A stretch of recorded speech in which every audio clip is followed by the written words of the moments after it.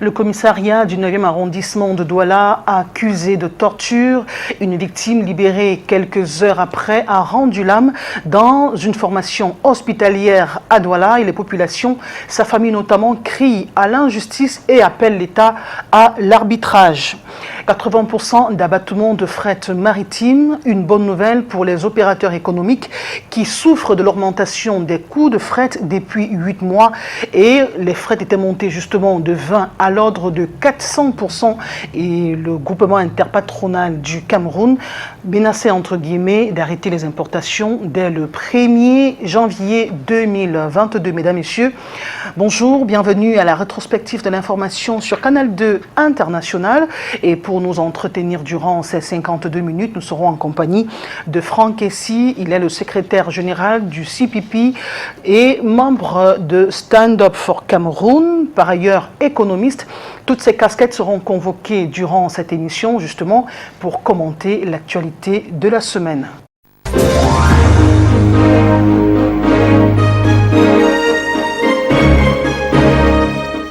Eh bien, Franck Essi, bonjour. Bonjour. Bienvenue sur Canal 2 International.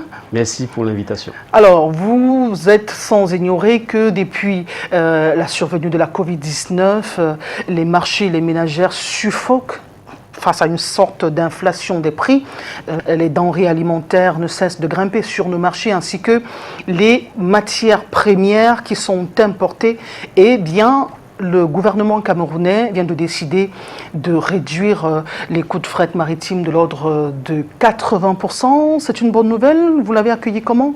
Cette augmentation n'est pas spécifique au Cameroun, c'est-à-dire augmentation générale du transport maritime et l'augmentation aussi des matières premières. C'est un phénomène que l'on observe sur l'ensemble de la Terre et qui est consécutive à la reprise économique suite à la pandémie de Covid qui avait plongé mécaniquement les économies dans une forme de récession. Et c'est notamment, se traduit par exemple par le fait que les nombreux plans de relance initiés aux États-Unis, dans les pays européens, en Asie, font en sorte que la demande croît plus vite que l'offre, et l'offre qui elle-même était ralentie parce que pendant un an, l'essentiel de l'appareil productif avait diminué. Donc, la mesure qui a été annoncée pour les opérateurs économiques camerounais est insuffisante parce que ça ne concerne qu'une petite fraction des droits de douane, mais ça n'agit pas de façon significative sur les leviers de cette inflation. Pour que les gens se représentent, le transport de l'Asie au Cameroun aurait augmenté en un an de 400%. Entre l'Europe et le Cameroun, ça aurait augmenté entre 250 et 300%. Il y a des matières premières qui ont connu une augmentation aussi entre 200 et 350%. Donc lorsqu'on n'agit que sur une petite variable, et si on prend une denrée comme le pain, la farine par exemple n'est pas concernée. Or, tous les meuniers qui opèrent dans le secteur vous disent que si on reste dans les conditions actuelles, en janvier, soit ils passent à un pain qui coûte 250, soit ils sont obligés d'arrêter de produire. Donc c'est une mesure qui est largement insuffisante. Les premiers à le dire sont les opérateurs. Et je terminerai en disant que ce qui est aussi critiquable dans la situation actuelle, c'est l'absence de concertation, de dialogue avec les opérateurs. Le gouvernement annonce une mesure sans avoir consulté, sans avoir exploré les différentes pistes qui existent, et ça fait donc en sorte qu'il y a une frustration, on n'est pas sorti de l'auberge et on se pose la question, est-ce qu'on va éviter notre février 2008 en janvier? Justement pour éviter cet autre février 2008, le 9 novembre dernier, puisque vous parliez de concertation entre le gouvernement et le groupement interpatronal du Cameroun, il y a eu effectivement une concertation à l'issue de laquelle le groupement interpatronal du Cameroun faisait remarquer au ministère du Commerce et à d'autres rencontres avec le ministère des Finances que si en janvier 2021-22, autant pour moi, si rien n'est fait, il y aura arrêt des importations et de façon immédiate, on observera une incidence sur le marché, c'est-à-dire qu'on pourrait vivre une crise alimentaire et le phénomène de 2008 pourrait se reproduire. Seulement, le gouvernement a réagi. C'est à quelques semaines seulement de cette sortie. On ne va pas dire que le gouvernement a fait la sourde oreille à ces indices chaotiques qui pourraient survenir si jamais on arrêtait les importations. Non, je crois qu'il faut préciser les choses. D'abord, la concertation qu'il y a eu entre le JICAM et le ministre du Commerce était, comme vous le dites, couverte par les médias. Et ce que le ministre du Commerce a dit, c'est qu'il n'y a pas d'inquiétude et que, de toute façon, s'il y avait des mesures à prendre, ce n'était pas à son niveau. Il y a une hiérarchie. Il parlait notamment du président de la République. Ensuite, il y a eu cette annonce qui a été faite récemment.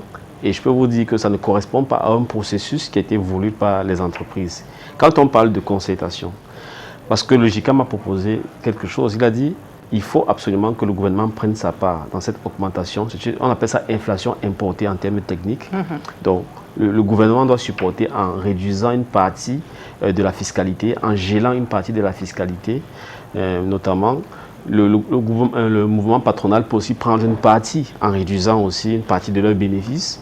Et le consommateur, à la fin, on peut voir ce qu'il reste, qu'il accuse comme augmentation. Mais cette ampleur de ce que chacun doit prendre doit être discutée en analysant l'ensemble des leviers qui ont conduit à cette augmentation, l'ensemble des possibilités qui existent et voir aussi les évolutions possibles de la situation. Parce que cette petite mesure prise par le gouvernement au moment où on est en train de discuter la loi des finances n'augure pas de bonnes choses. En ce sens que on a apparemment un gouvernement qui n'a pas analysé l'environnement économique mondial comme il se doit pour constater qu'il y a cette inflation forte qui va durer peut-être jusqu'en 2023 et qu'il faut, pour que les entreprises ne se ferment pas, prendre certaines mesures. Mais l'État va quand même supporter 15 milliards de francs CFA tous les mois, et ce jusqu'en 2022. Et si en 2022, en février notamment, la situation n'infléchit pas, l'État escompte aller un peu plus loin. Vous estimez que c'est peu de choses dans un contexte où le solde budgétaire de l'État est déficitaire pour l'année 2020. On parle quand même de 785 milliards de francs CFA déficitaires dans le précédent budget. En attendant février 2022, comme ils disent, peut-être les entreprises seraient en mode, peut-être on sera déjà en crise sociale et ce serait peut-être trop tard. Et l'autre chose qu'il faut aussi souligner, c'est que, écoutez, pourquoi ne pas traiter les problèmes de fond? Les problèmes de fond, c'est lesquels? C'est déjà constater qu'il faut cesser un moment de jouer toujours sur le court terme. Si on arrive à cette situation, c'est parce qu'on est toujours dans une économie extravertie, c'est-à-dire qui dépend entièrement de l'extérieur. Ce que nous produisons, nous ne consommons pas. Ce que nous consommons, pour l'essentiel, nous l'importons. Donc nous restons exposer ce qu'on appelle des chocs externes, c'est-à-dire que les variations qui surviennent dans les marchés ou les économies que nous ne contrôlons pas. Donc c'est le moment, pour une fois, de passer du slogan de la transformation structurelle à la réalité, parce qu'en même temps qu'il faut accompagner les entreprises pour qu'elles ne meurent pas, il faut accompagner les ménages pour qu'ils n'explosent pas sur l'augmentation du coût de la vie. Il faut accélérer les projets de transformation structurelle. Que le Made in Cameroun cesse d'être un slogan, soit véritablement que ce soit une réalité. Une réalité. Il y a des propositions qui existent. Il y a des gens qui vous disent qu'en 9 mois, on peut être capable de produire une partie significative du blé, bref, de la matière pour fabriquer le pain, qui est un bien de grande consommation au Cameroun, avec pas autant d'argent que nous dépensons à acheter, à importer. La farine, la patate, on l'a expérimenté. Voilà, donc c'est aussi une interpellation, par exemple, du tissu économique, parce qu'on a des gens qui sont spécialisés dans les importations, ventes, c'est-à-dire, on veut des industriels, il faut encourager l'industrialisation. Il y a des enjeux de transformation des modes de consommation. Si on utilise la farine, par exemple, 40% de la farine que nous importons vient de la Russie, pourquoi ne pas passer de cette pain à la farine de blé, à la farine de patate, à la farine de manioc, en développant ici chez nous ce genre de projet. Un peu donc, comme du Kumba Bread dans la partie anglophone. Voilà, donc vous voyez donc que tous ces rendez-vous manqués dans le passé finissent toujours par nous rattraper.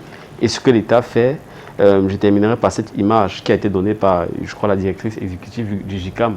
C'est comme si sur un produit, on est contraint d'augmenter, on subit une augmentation de charge de 1500 francs. Et la mesure d'abattement que le gouvernement prend, c'est une réduction de 50 francs. On va revenir dessus et on va en discuter. Je vous propose cet élément de l'île Piéjou qui a justement rencontré les opérateurs économiques à l'effet de recueillir leurs avis à la suite de cet abattement de 80%. Reportage. Luc-Paul Motazeux désamorce la bombe programmée par les entreprises le 1er janvier 2022. Le ministre des Finances décide d'un abattement de 80% de la somme totale effectivement payée ou à payer pour l'acheminement des marchandises importées par voie maritime. Pour certains opérateurs économiques, cette décision a un impact sur les valeurs de douane. La valeur en douane est constituée essentiellement du prix de la marchandise plus de transport, plus des assurances. Si le fret est diminué à 80%, ça implique forcément une baisse de la valeur et entraîne automatiquement une baisse de frais. Donc ça impacte directement sur les marchandises qui arrivent et éventuellement sur le coût de la vie. Cette vie, particulièrement difficile à cause de plusieurs crises, sera moins stressante en cette période de fête de fin d'année. Le panier de la ménagère s'annonce riche et diversifié. C'est une aubaine pour l'ensemble des Camerounais. Parce qu'un abattement sur le fret à l'importation signifie déjà que nous allons payer moins cher nos produits importés. Et ce sera au profit de l'ensemble des populations de notre pays. Cette décision d'application immédiate est également une opportunité pour les jeunes créateurs de richesse d'être compétitifs sur le marché. Elle est de nature à inciter une compétitivité des jeunes PME, surtout camerounaises, et il faut bien que cette disposition s'applique afin de redonner et de permettre à ces jeunes PME que nous sommes à mutualiser, capitaliser sur cet effet multiplicateur. Pour d'autres, la menace sur la disponibilité des produits de grande consommation dissipée, une question reste en suspens. Quel avantage comparatif est sous-entendu pour améliorer le tissu industriel du Cameroun? À défaut, ce serait un problème de renforcer la facilité pour que les marchés nationaux soient inondés par les produits finis de l'Union européenne. Et ça, ce n'est pas un avantage pour nous.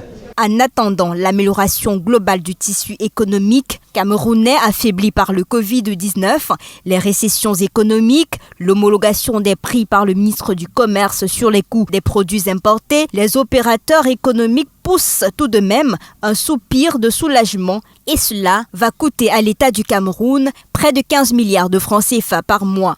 Cette décision du ministre des Finances est valable jusqu'au 28 février 2022, renouvelable le cas échéant.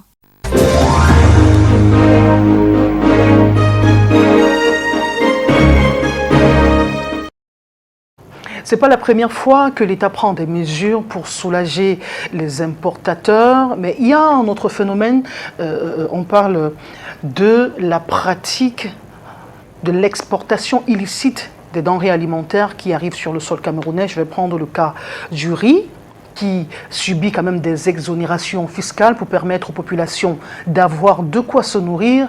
Mais les importateurs font remarquer, ou d'autres économistes de votre trame font remarquer que 70% de ce riz importé sont vendus par le biais de la contrebande, vendus dans les autres pays voisins où on a augmenté la taxe à l'importation du riz comme le Nigeria voisin. C'est le moment également, l'État ne peut pas tout faire seul, n'est-ce pas? Le patriotisme économique, c'est tous les Camerounais à la fin. Évidemment que tout le monde doit jouer son rôle, le patronat doit jouer son rôle, il doit payer ses impôts, il doit jouer en respectant les lois. Et s'il ne respecte pas les lois, on revient encore à l'État. C'est l'État qui, en dernière analyse, a la responsabilité, par ce qu'on appelle la régulation, de contraindre certains acteurs, soit par des incitations, soit par des sanctions, à respecter la loi, donc respecter l'intérêt général. Donc cela aussi, c'est malheureusement une des critiques qu'on peut formuler. Est-ce que les instruments que l'État utilise aujourd'hui pour contrôler, pour réguler, sont à jour, sont appropriés au regard des mutations qu'on observe dans les techniques de fraude, de contrebande, de contournement de la loi mises en place par différents types d'opérateurs économiques? C'est une question qui se pose. Est-ce que les prix, poids et mesures, les directions qui s'en chargent, quand ils vont sur le terrain, vous avez l'impression qu'ils vérifient vraiment la conformité entre les produits vendus et ce que la loi exige. C'est une question qui peut se poser. Et là, malheureusement, on est dans un environnement où l'État ne rend pas compte. Il ne dit pas, au cours de telle année, voici ce que j'ai concrètement fait par rapport à tel problème, voilà les avancées, voilà les difficultés qui subsistent et voilà les réformes que je compte conduire. Donc cette absence aussi de communication de l'État ne nourrit pas la confiance de la part du consommateur. Vous n'allez pas dire, Franck Essi, que vous ne prenez pas part ou vous ne suivez pas, par exemple, des émissions au cours desquelles on voit bien les membres du gouvernement rendre compte de leur gestion du pays. Ce n'est pas ça la communication. Au niveau du Parlement camerounais, le Parlement camerounais contrôle quand même l'action du gouvernement. Bien et on sûr. voit les membres du gouvernement venir à plusieurs reprises expliquer les dépenses, expliquer les recettes, expliquer les initiatives qui ont été prises dans le sens d'améliorer les conditions de vie des populations. J'ai envie que c'est une forme primitive de communication. pour plusieurs raisons. Premièrement, est-ce que vous savez que 2 semaines avant l'ouverture des travaux à l'Assemblée, les députés sont censés avoir reçu l'essentiel des textes sur lesquels ils sont censés se prononcer? Encore que 2 semaines, ce n'est pas suffisant, mais les pratiques, les lois imposent 2 semaines. Ça n'a jamais été respecté. Parfois, ils commencent une session, ils n'ont même pas l'ensemble de l'ordre du jour. Première chose. La deuxième chose, c'est qu'il y a d'autres pays qui existent. Quand on parle d'accès à l'information, rendre publique l'information, c'est publier sur les sites internet, rendre accessibles des informations de base. Si je vous dis par exemple l'ensemble du projet de loi des finances du gouvernement qui est en cours de discussion, est-ce qu'il est disponible sur le site du ministère des Finances? Est-ce qu'il est disponible sur le site de la présidence? Non. La dernière loi de règlement, c'est-à-dire que le texte qui sanctionne comment a été exécuté le budget de l'année précédente, est-ce qu'il est disponible et accessible? Non. On sortait récemment d'une grosse polémique, on n'en est même pas sorti, sur le Covid. La gestion des fonds Covid. Quand vous allez sur les sites des institutions concernées, est-ce que vous avez des chiffres sur les documents disponibles? Non. Maintenant, il ne suffit pas de rendre disponibles les documents. Il faut encore que ces documents contiennent des informations dont ont besoin les consommateurs, les usagers, sous la forme consommable par le grand public. Vous allez voir un grand tableau avec des statistiques, avec des chiffres, avec des schémas très compliqués. Or, si vous allez par exemple dans d'autres pays, que nous, de même niveau, bien auquel nous aspirons, en termes de niveau de développement, vous verrez que non. Il y a toutes les statistiques qu'il faut pour permettre de comprendre où on va. Et cette semaine, justement, nous avons célébré la journée internationale de la statistique. Vous parliez tantôt de la Covid-19 qui a des impacts transfrontaliers. Eh bien, la CEAC est en train de réfléchir sur les stratégies pouvant permettre à la sous-région de pouvoir relancer son économie. On escompte la relance post-Covid dans un futur très très proche. Et donc, depuis 2 jours à Douala, le Fonds mondial pour la nature avec la Commission économique des États de l'Afrique centrale planche sur les stratégies d'exploration du capital écologique de la sous-région pour relancer leur économie. Reportage. Que ce soit les ressources hydrauliques, minières, climatiques et forestières, les pays de la CEAC misent sur ce capital naturel pour leur développement économique, notamment en période post-Covid-19. Cette région d'Afrique est le 2e puits de captage de carbone au monde, après celui de l'Amazonie. On a des atouts vraiment sérieux pour nous relever de cette pandémie et il suffit simplement que nous tenions tête aux pays qui voudraient nous amener à... parce que ces forêts profitent au monde entier, qui voudraient donc tirer le profit et puis ne pas nous aider à régler les problèmes d'adaptation et de vulnérabilité. Parce que dans le même temps, nos populations vivent de ces forêts. On ne peut pas, si on les préserve pour qu'elles aident le monde entier, il faudrait qu'on leur trouve des alternatives. Des experts venus de 11 pays de la communauté économique des États de l'Afrique centrale évaluent à Douala l'impact économique de la Covid-19, réfléchissent sur la reconstruction post-Covid et l'avenir écologique de cette sous-région. Il y a eu un ralentissement économique au niveau mondial, nécessairement donc au niveau africain. Donc il est question donc de reprendre, de mobiliser ces compétences-là pour faire une relance économique tous azimuts, y compris au niveau des potentialités naturelles en Afrique centrale. Et pour atteindre cet objectif, la CEAC collabore avec WWF, le Fonds mondial pour la nature. Le fait que WWF a des expériences que nous pouvons amener de plusieurs pays du monde, de plusieurs régions du monde, que ce soit en Asie, que ce soit en Amérique du Sud, que ce soit dans d'autres sous-régions d'Afrique. Nous voulons en fait mettre au profit des États d'Afrique centrale cette expérience. Le défi commun à tous ces pays, c'est de limiter la pollution et la dégradation des atouts naturels, tout en améliorant les conditions de vie des populations qui croupissent sous la pauvreté.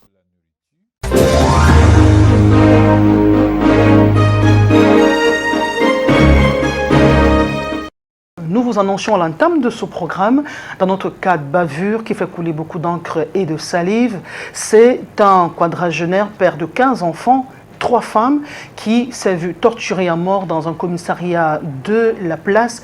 La famille est en larmes et réclame justice. Reportage de notre reportage de Yasser Trésor Tanon. le frère jumeau du défunt dans tous ses états.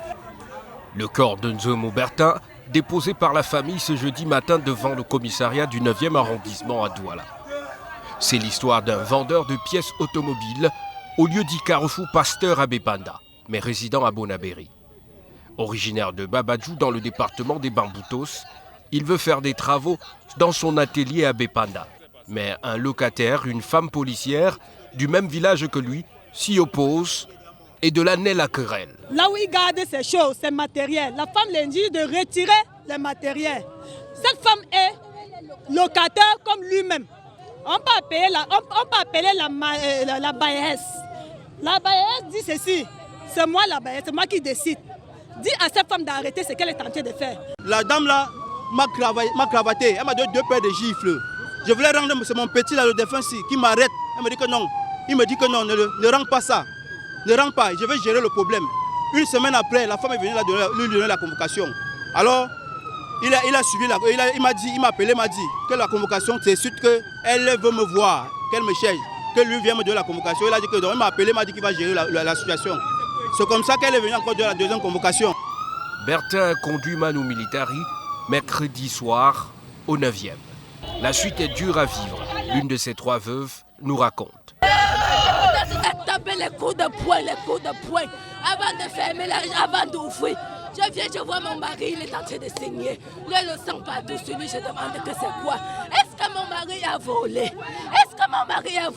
Sortait ici hier, lui-même l'a dit que là où il sent son corps, la manière dont on lui est tabassé, il ne sait pas s'il va vivre. Il a été arrêté hors des heures de service. Vous comprenez? Alors nous déportons ici. Quand nous arrivons, nous trouvons qu'il a été copieusement tabassé. Nous avons pu avoir quelques photos du défunt prises à l'intérieur du commissariat par un proche juste avant sa libération. Il a également affirmé à ses frères que l'enquêteur qui l'a interpellé le boxait avec une grosse bague qu'il portait. Il frappait précisément dans les côtes et sur le visage. Les riverains et passants ont vite fait de se masser devant le commissariat, mais ont été dispersés à coups de gaz lacrymogène par le renfort venu du GMI. Nous n'avons pas eu la version du commissariat, affaire jugée délicate. Nzomo Bertin, à 36 ans, laisse 3 veuves éplorées et 15 enfants. Une affaire à suivre.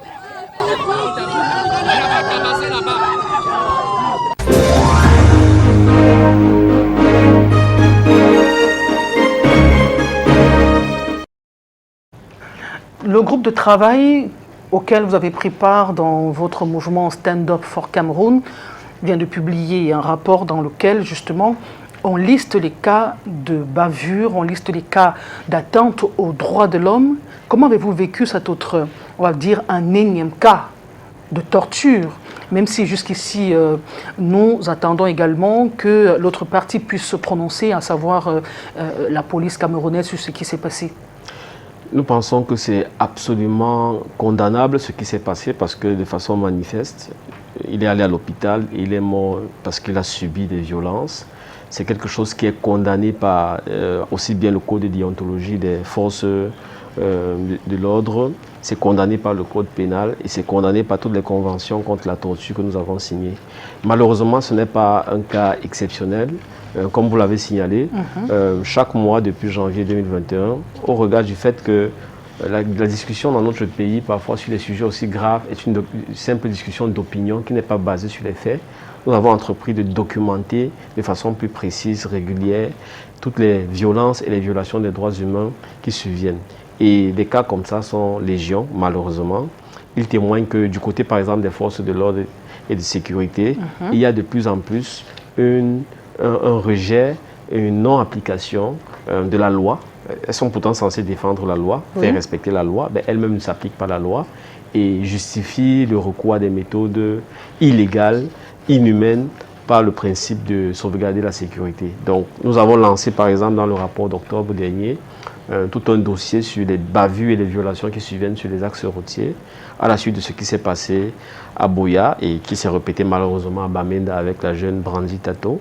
Et nous interpellons vraiment les autorités à prendre à bras le corps la formation des forces de sécurité, parce que nul n'est au-dessus de la loi et nul n'est en dessous de la loi. Il y a quelques mois, justement, 2 suspects ont été violemment torturés dans un commissariat de police à Yaoundé. C'est une scène similaire qui s'est déroulée le mois dernier, un certain Moulium qui a rendu l'âme en dépit des appels du délégué général à la Sûreté nationale. On va parler du délégué Mbargangele qui appelle justement ces éléments, entre guillemets, à respecter les droits de l'homme, à respecter les conventions signées par le Cameroun, signées, ratifiées par le Cameroun. Le phénomène perdure. Qu'est-ce qui peut expliquer cet état de choses? Je crois que c'est d'abord l'impunité. C'est vrai qu'ils vont nous dire que de nombreux policiers sont sanctionnés.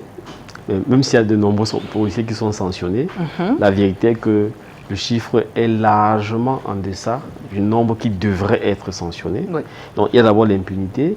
La deuxième chose, je crois que c'est la qualité de la formation et la culture qui s'est installée. Beaucoup de personnes qui sont dans la police ne sont pas régulièrement formées sur les droits de l'homme. Ils vont vous dire qu'ils ont suivi ici et là des séminaires. Au moment de la formation, on leur a rappelé des choses. Mais moi, dans le cadre de ce travail, nous avons essayé de faire des sondages. Oui. Les policiers ne connaissent pas la loi. Les policiers ne connaissent pas la procédure pénale. C'est-à-dire que quand vous arrêtez quelqu'un, que ce soit en flagrant délit ou dans un autre contexte, quelles sont les règles que vous êtes censé appliquer, quels sont les droits auxquels la personne interpellée peut bénéficier. Et ça, c'est un problème. Donc il y a cette ignorance. Maintenant, il y a une culture qui est que, de façon générale au Cameroun, pour citer M. Mononjana, on a écarté la norme et normalisé les écarts. C'est-à-dire que c'est le non-respect qui est devenu la chose naturelle. Lorsque vous êtes dans un environnement où vous voulez respecter la loi, on vous pose la question. C'est-à-dire que c'est le groupe qui vous dit, mais qu'est-ce que vous êtes en train de faire? Vous prenez pour qui? Vous croyez que vous allez changer quoi? Vous allez refaire le monde? Donc c'est vrai dans la société, c'est encore plus vrai même dans la police parce qu'elle est inscrite dans la société. Et à ce moment-là, on revient encore à la solution et que le poisson pourrit par la tête. Comme on dit en Afrique, on balaie l'escalier par le haut. C'est-à-dire que si on veut qu'il y ait de la transparence, il y ait le respect des droits humains, il faut une volonté politique ferme. C'est la raison pour laquelle, à la suite de la publication de nos rapports, quand nous rencontrons les autorités, il y a un tas de suggestions très pratiques sur comment former les gens, comment les mettre à jour, comment faire ce qu'on appelle le monitoring, le suivi. Et parfois, pour être crédible, faire un suivi indépendant, pas seulement des services internes de la gendarmerie, de la police ou de l'armée, mais ouvrir à d'autres corps. Et ensuite, lorsqu'il y a des bavures, des enquêtes indépendantes et des sanctions exemplaires. Je crois que si on reprend une telle dynamique, personne n'a intérêt à ce qu'on viole les lois dans ce pays.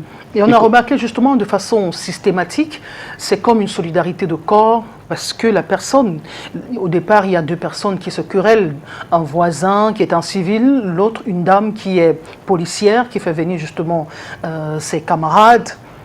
On enlève ce monsieur, il est molesté, et d'après les témoignages, à la sortie de la cellule, il entrevoyait déjà une issue fatale.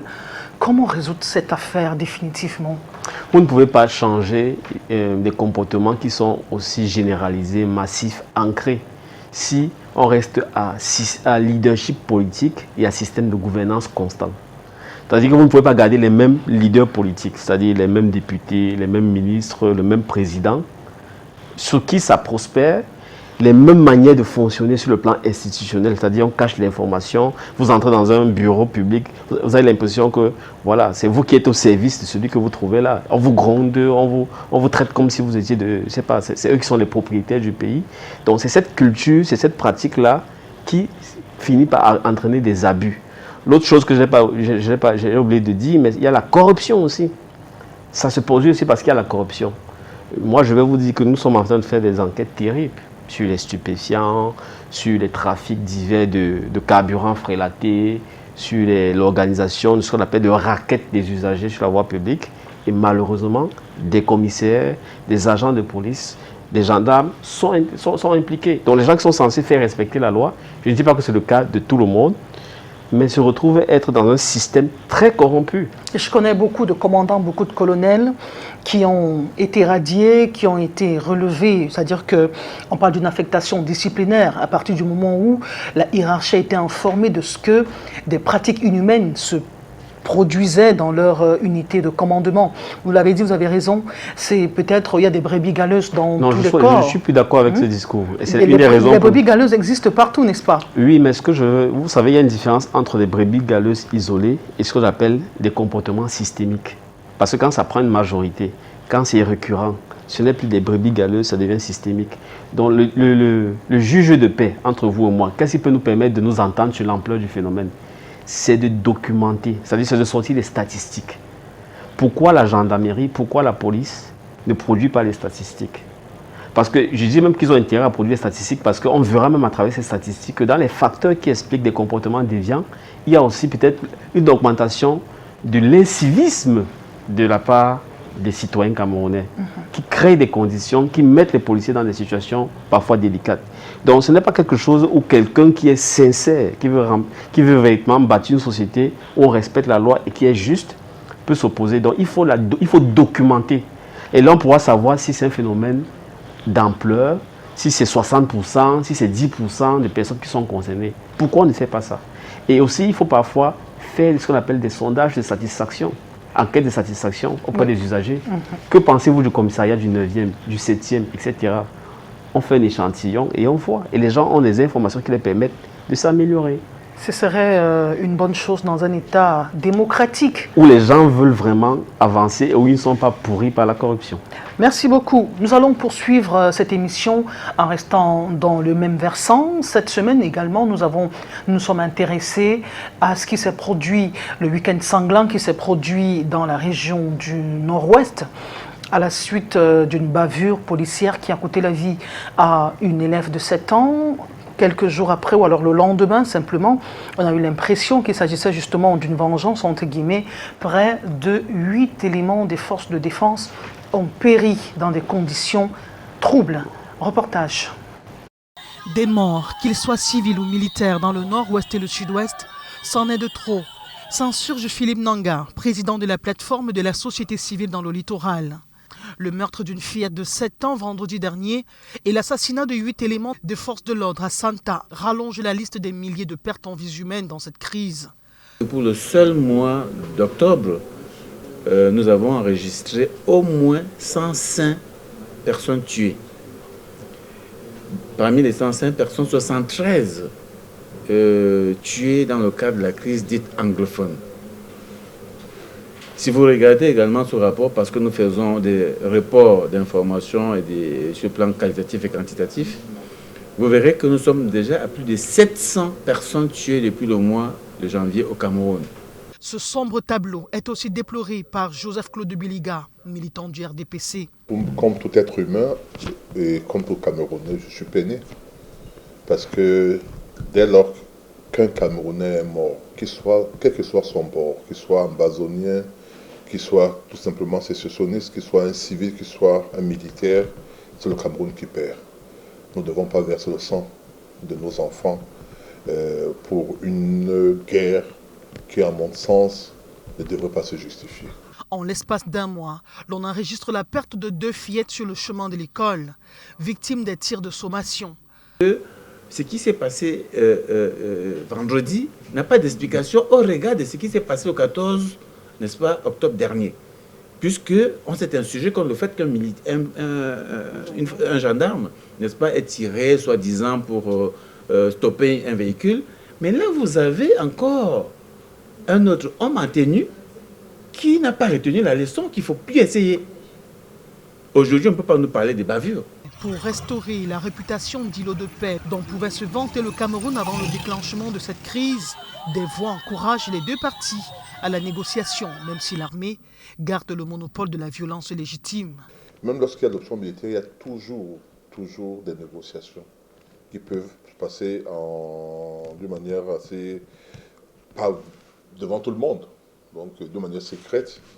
Il y a toujours des négociations qui se passent. Dans la poursuite de cette série noire, un civil a perdu la vie ce lundi à Bouya et un autre dans un état comateux.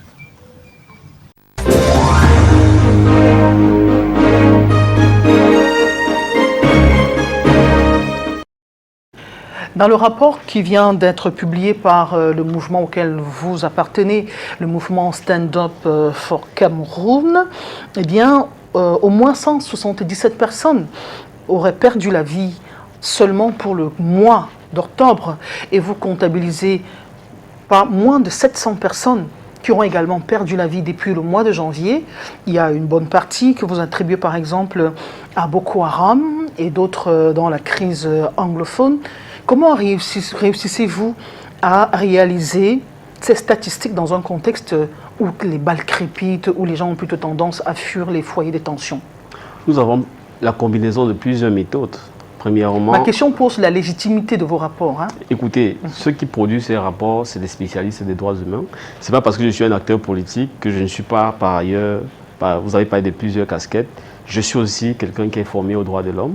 Avant d'arriver en politique, c'est ce que je faisais. Donc, ça ne me disqualifie pas d'être membre d'un groupe de travail sur les droits humains. Il y a des spécialistes, parce qu'il faut dire que ce groupe de travail de stand-up sur les droits humains est coordonné par l'ONG Un Monde à Venir, qui a un statut même spécial auprès de l'ONU en tant qu'une des organisations en Afrique qui est l'interlocuteur en matière de droits humains. Oui. Nous avons des avocats. Ça, c'est pour le groupe qui analyse et traite les informations. Maintenant, nous avons un réseau d'informateurs sur le terrain, oui, qui sont des membres de nos organisations, qui sont des membres des institutions religieuses, d'ONG qui sont sur le terrain. Nous avons aussi dans l'administration sécuritaire et autres des sources. Et je peux vous dire que les informations que vous avez, c'est des informations minimales. Rappelez-vous, pour ceux qui vont lire notre rapport, on dit toujours au moins 73 personnes tuées en octobre, au moins 494 tuées dans le nord-ouest sur 2. Donc il y a au moins, parce qu'on obtient beaucoup plus d'informations, oui, mais on ne publie que celles qu'on a pu recouper par au moins 2 sources concordantes. Ok. Le gouvernement reproche aux ONG et à d'autres associations des droits de l'homme comme la vôtre le silence devant des exactions des séparatistes et qui font des sorties tonitruantes lorsque ça concerne les forces de l'ordre. On va dire que vous vous reconnaissez dans cette logique de 2 poids 2 mesures. C'est faux d'abord parce que pour l'essentiel des organisations nationales comme internationales qui interviennent sur les conflits camerounais, il y a des condamnations régulières, récurrentes, systématiques, des violations, des violences qui surviennent. La deuxième chose, c'est que, contrairement à beaucoup, nous on ne place pas le gouvernement et, si vous voulez, des séparatistes sur le même niveau. Le gouvernement, il nous doit des comptes. Il collecte notre argent. Et au nom de ce pouvoir-là, il est censé assurer notre sécurité. Ils ont le monopole de la violence légitime aussi. Et aussi la première obligation de respecter la loi. Maintenant, de l'autre côté, vous avez des bandits, vous avez des criminels. C'est comme si quand il y a l'insécurité à Douala ou à Yaoundé, c'est-à-dire des gens cassent des maisons, volent, vous dites qu'on ne dénonce pas le fait que les gens cassent et volent. Non, on sait qu'un bandit, par définition, c'est quelqu'un qui s'inscrit dans l'illégalité. Donc maintenant, quand il commet des crimes, bien sûr qu'on condamne. Mais pour vous, les séparatistes, ce sont des bandits. C'est des personnes qui s'inscrivent en dehors du champ de la loi, qui contestent l'intégrité territoriale. Et à ce titre-là, ils ne peuvent pas avoir de notre part la considération. Maintenant, même si quelqu'un est un criminel, même si quelqu'un est dans une entreprise illégale, ça n'enlève pas à celui qui est censé rétablir l'ordre l'obligation de respecter les lois qu'il s'est données. Parce que la liberté, la souveraineté, c'est obéir aux lois qu'on s'est données.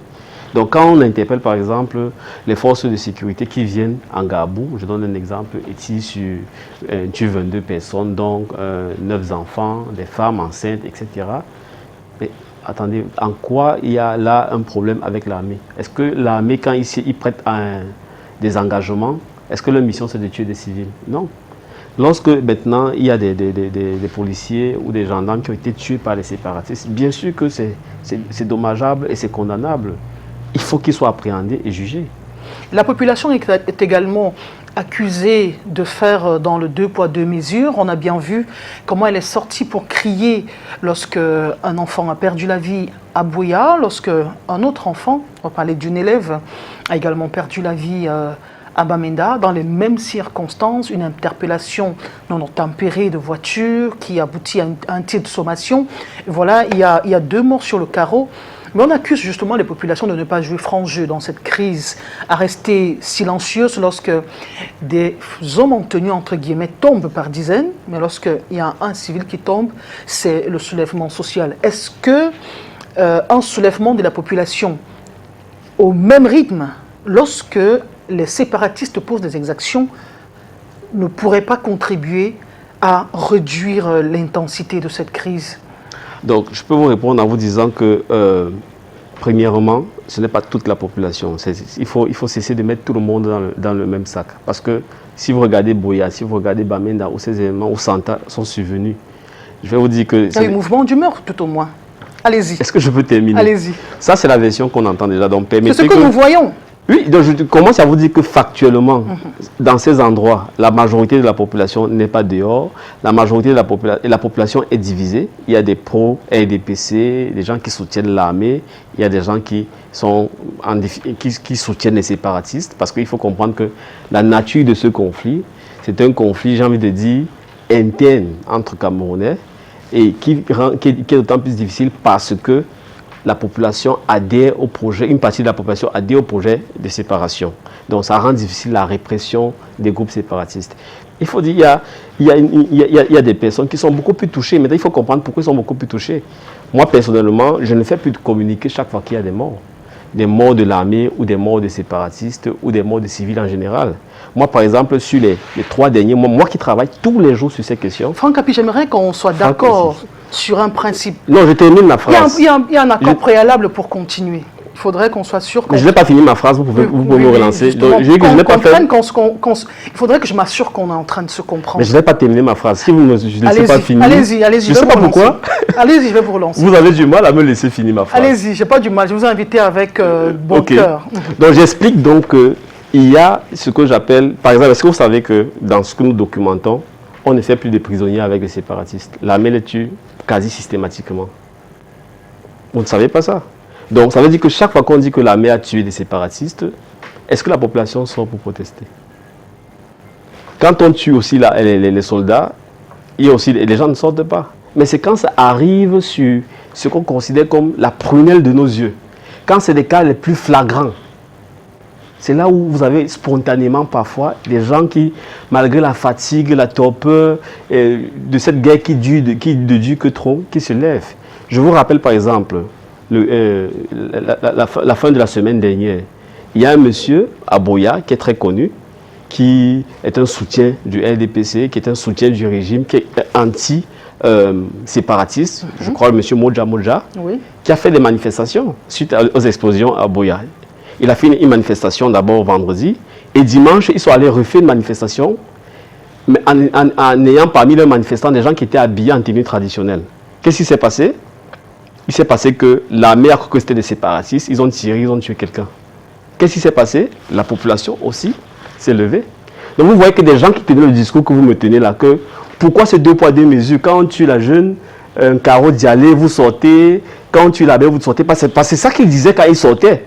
Lorsque la même armée qu'ils soutiennent a commis la bavure sur eux, spontanément ils sont allés se plaindre. Et l'affaire, ils sont même allés sortir le corps parce que l'armée les a interrompus quand ils marchaient chez le gouverneur.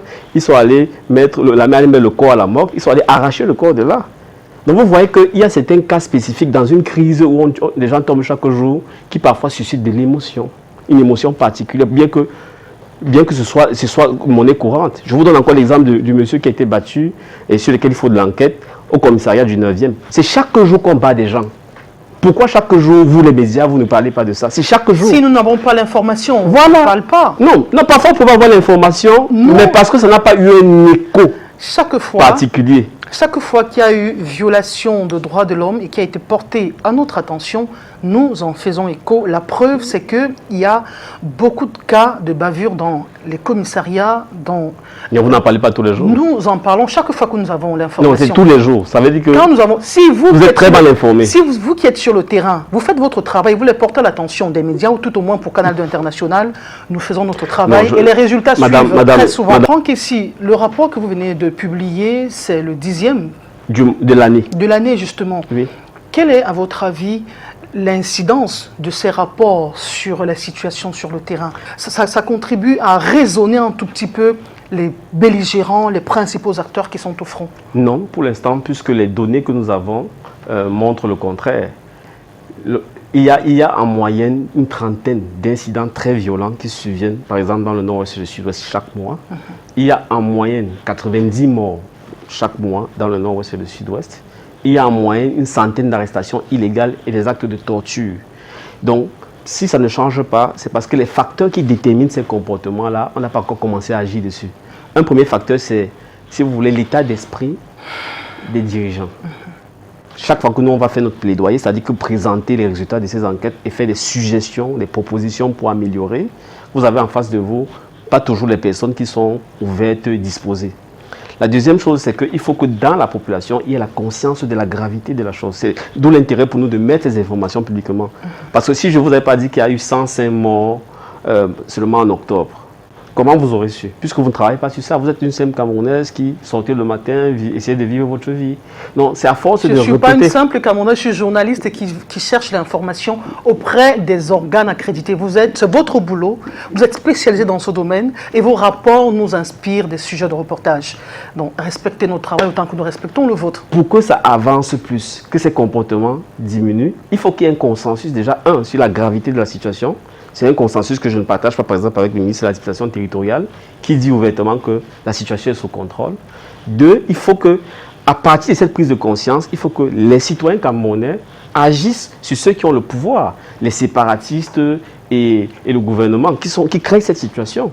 Donc, tant qu'il n'y a pas cette prise de conscience qui va amener à une action, moi, je vais reporter toujours des horreurs, malheureusement. Malheureusement, comme vous le dites si bien, et cette semaine également, nous avons enregistré un communiqué du syndicat national des enseignements du supérieur qui brandissent une menace d'arrêt d'activité dans la région du nord-ouest et du sud-ouest. Cela est consécutif à l'insécurité qui entoure leur activité. Nous revenons derrière pour en parler.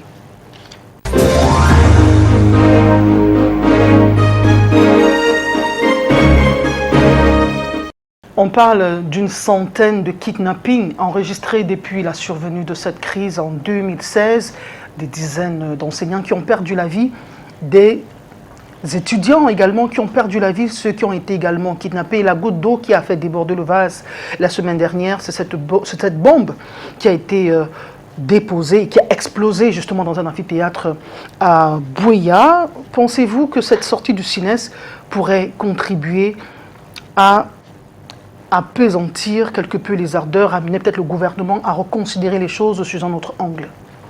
J'en sais rien. Ça va dépendre si le CNES décide de faire partie de ce groupe de Camerounais qui met la pression sur les acteurs, comme je l'expliquais auparavant. Mais je comprends leur réaction. C'est normal que, face à l'insécurité croissante, ils interpellent l'ensemble des acteurs, ils crient justement le fait que les conditions ne sont pas réunies pour un exercice serein de leur profession et qu'ils brandissent cet ultimatum. Moi, ce qui m'a intéressé dans le communiqué qui a été publié, c'est le fait que, au-delà de condamner la violence et de condamner la dérive dans laquelle des acteurs sont entrés, il y a une interpellation aussi du gouvernement. Ils disent qu'il faut que le gouvernement prenne le leadership de la recherche de la paix. Parce qu'aujourd'hui, malheureusement, nous sommes comme si on est coincé dans la gestion sécuritaire. C'est-à-dire qu'on déploie les forces de sécurité, les forces de défense pour simplement neutraliser tous ceux qui cherchent à rendre ingouvernable cette partie du pays. Mais de nombreuses dimensions essentielles de la question qui se pose à nous, c'est-à-dire le problème politique, les voies de sortie, la nécessité de poursuivre le dialogue, de l'approfondir, de l'élargir à certains acteurs, on ne voit plus d'initiative. On a l'impression que de ce côté, il n'y a rien. On vous sort des slogans, le dialogue c'est un processus, il est en cours, il prend des visages informels. On a quand même vécu une initiative de dialogue au Canada qui a été prise par les séparatistes. Est-ce qu'on peut escompter une issue de la cessation de la guerre si déjà les séparatistes eux-mêmes entrevoient une possibilité de négociation? Écoutez, je crois que ce qui s'est passé au Canada, à la fois c'est une bonne chose parce que les gens se parlent. C'est toujours mieux de se parler que de se combattre. Et parmi les gens qui se parlaient, il y a des gens qui s'insultaient quelques semaines, quelques mois avant. Malheureusement, ça reste insuffisant parce que il y a un dissensus qui persiste sur beaucoup de points. Une bonne partie d'autres acteurs n'étaient pas présents.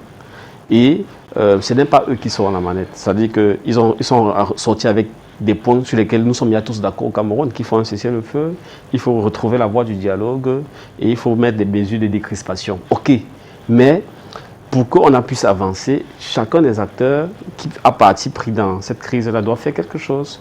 On attend du gouvernement un certain nombre d'initiatives, on attend des séparatistes de renoncer. Vous attendez quoi par exemple du gouvernement? Non, le gouvernement a la responsabilité ultime, voilà, d'initier ou de créer le cadre pour un retour de la paix. Parce que nous pensons que ce qui se passe là a plusieurs dimensions. Il y a une dimension sécuritaire. Quand une crise pareille survient, la première étape, c'est de sécuriser. Sécuriser les personnes, les biens stratégiques, les infrastructures les plus importantes. Ensuite, la seconde étape, c'est ce qu'on appelle la stabilisation. C'est-à-dire que c'est aller à l'offensive et de faire en sorte de neutraliser ou de réduire la capacité de nuisance de ces groupes armés. Maintenant, les deux dernières étapes, c'est la transition et la reconstruction. Et dans la transition, on négocie le cessez-le-feu, on négocie l'accord de paix, on fait un dialogue et on aboutit donc à un nouvel consensus. Et c'est quand le consensus est là qu'on amorce la reconstruction. Ça, c'est le schéma des Nations Unies. Cette semaine a été très heureuse pour les amoureux du football. Le Cameroun a battu la Côte d'Ivoire. On va dire les Lions indomptables du Cameroun sont restés maîtres dans la jungle des lions, comme titre les journaux, ont bouffé l'éléphant. Je vous propose cette série de reportages qui célèbre les Lions indomptables du Cameroun. Vainqueur de la Côte d'Ivoire au stade de Japoma pour la grande finale du groupe D sur le score d'1-0, le Cameroun décroche l'ultime billet pour les barrages de la Coupe du Monde 2022 Zone Afrique.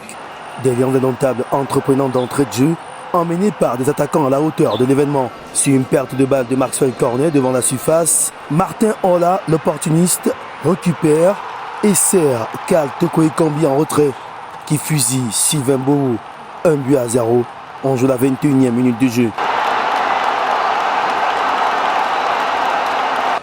Une ouverture du score, récompensant le travail des hommes d'Antonio Conchechao, que Franck Kessié et sa reprise de volée, quelques minutes plus tard, auraient pu effacer. Mais André Onana veille au grain. La seconde période a étonnamment vu une baisse de régime. Il aura fallu attendre les 20 dernières minutes pour voir le spectacle reprendre forme. Sébastien Haller a d'abord fait trembler la barre transversale à la 71e avant que Nicolas Pépé d'un slalom efface deux joueurs et sa frappe est contrée par Ngadou. Puis Ibrahim Sangaré d'un tuyau fuyant à la 86e a fait frissonner tout le stade de Japoma avec ses 25 000 supporters. Un réveil tardif pour les éléphants qui s'inclinent. Gros soulagement pour les Lions indomptables du Cameroun et leur héros, Karl Toko Ekambi. C'est la victoire, la qualification. Après, bon, les critiques, c'est le football, ça arrive, chacun analyse les matchs comme il veut. Voilà, nous, on est fiers de ce qu'on a fait ce soir, on est fiers d'être qualifiés, et c'est ce qu'on va retenir, et on espère que ça va continuer sur cette lancée. Pour Patrice Baumel, son équipe a sorti un grand match ce soir. Chaque match est différent. Ce soir, c'était vraiment des duels d'hommes. Hein. Moi qui étais au bord du terrain, j'ai vu vraiment 22 athlètes et puis plus les remplaçants, tout donner. La Côte d'Ivoire manquera donc un deuxième mondial consécutif. Une compétition que pourrait retrouver le Cameroun 8 ans après sa dernière apparition au Brésil.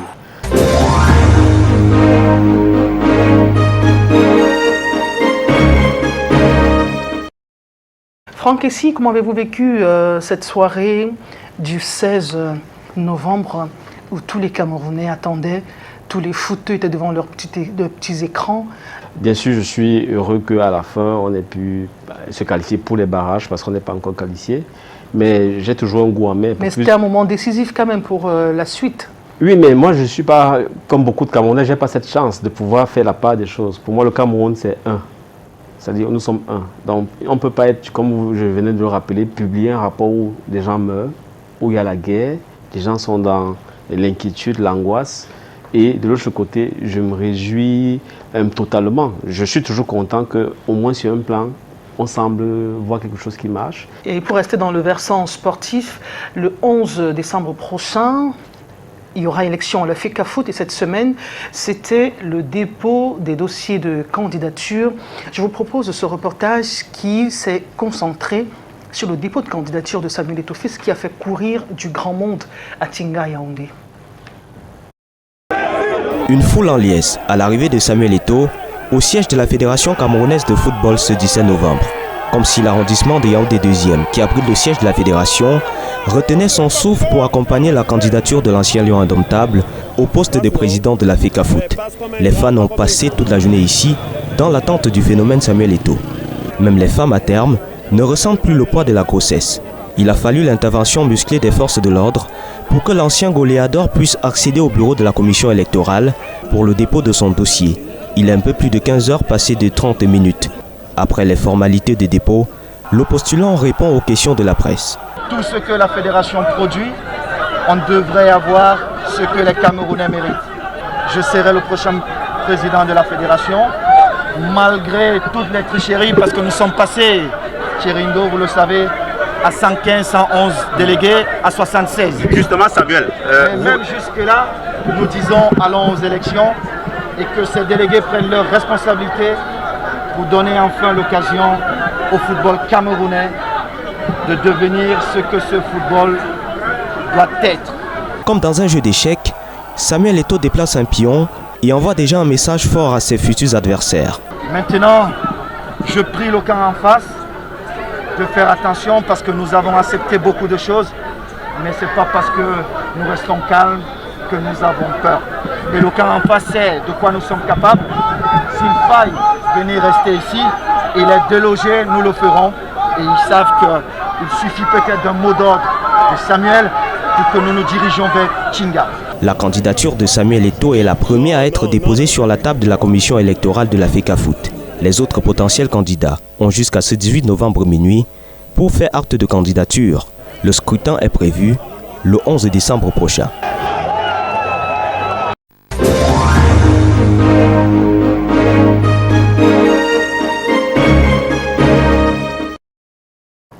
Franck Essi, c'est ici que se termine cette émission. Nous avons été très heureux de vous avoir, comme à tous les autres plateaux sur Canal 2 International. Nous vous disons merci d'être venus. Merci pour l'invitation. Chers téléspectateurs, merci d'être restés de bout en bout. Dimanche prochain, ce sera un autre rendez-vous. C'est avec le même bonheur que nous serons des vôtres pour vous servir l'actualité dominante de la semaine. La rediffusion, ne l'oubliez pas, c'est lundi à 9h. Prenez soin de vous et bon dimanche.